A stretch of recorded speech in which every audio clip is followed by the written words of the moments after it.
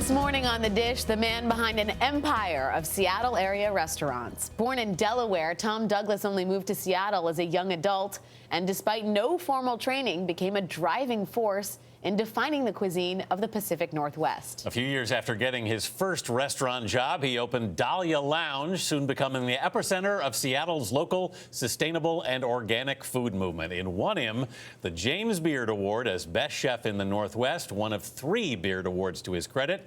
He went on to open another 17 restaurants and his own farm to supply them with fresh produce. Chef Tom Douglas, welcome to The Dish. Welcome, Thanks so Chef. much. Awesome to be here. Awesome to have you. What'd you bring us? You brought incredible stuff. Tell us what's here. Bringing food to New York City is a challenge. It's like, what a great restaurant town. But I brought you a classic Northwest barbecue dinner. Yeah.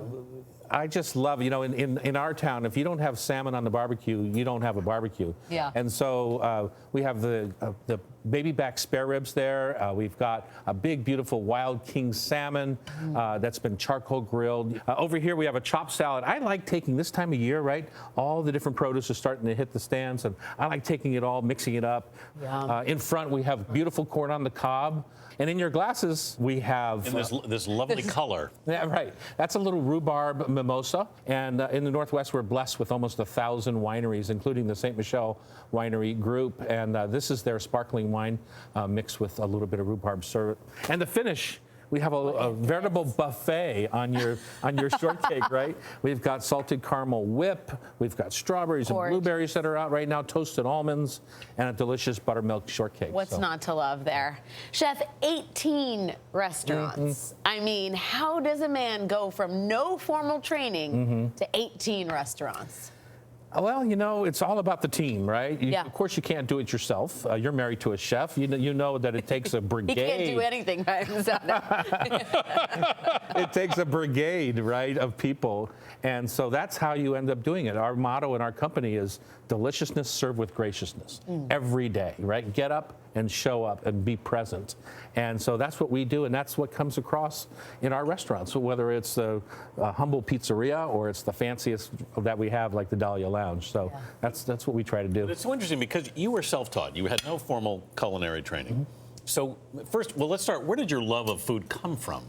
Well, grandma's, that's kind of a classic scenario, though. But I remember clearly coming down into the kitchen when Grandma was visiting, and she would have the German Schnecken, or cinnamon roll pull-aparts, kind of rolled out on the kitchen table on towels, right? And then I just begged to help, and she'd let me spread the butter or sprinkle the cinnamon sugar, and then we'd roll them up with that good toasty, warm yeast dough. And that smell to this day, when I make Schnecken, I can really visualize and have the whole process in my head. And then, of course, from there, my interest was piqued.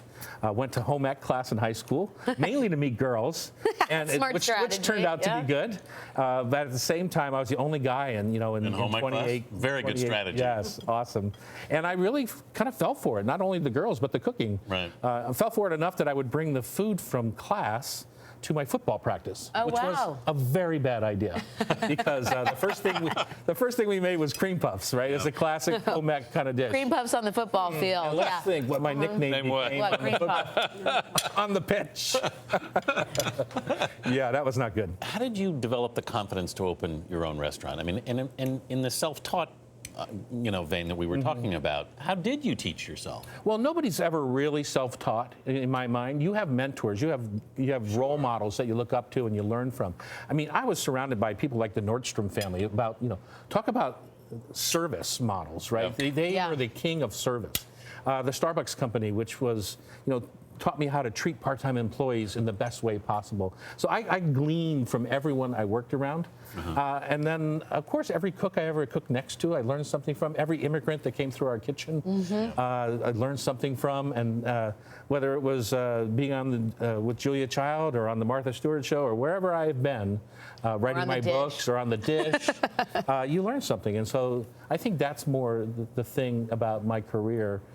And then, of course, I'm an entrepreneur. So when I make money, I like to build a new restaurant. I'm a well, that you have done, sir. little unsettled that way. Chef, as I ask you to sign this dish, as is custom on the program, I'll ask you if you could share this surf and turf, delicious, seasonal, organic Seattle bounty with anyone, past or present. Who would it be? Oh, totally in the present. I'm a big fan of Michelle and Barack Obama, and cooked for them many times. And so I would love to invite them to dinner and to have a conversation about their years in the White House and how exhilarating it must have been. If I could be a politician, I want to be president.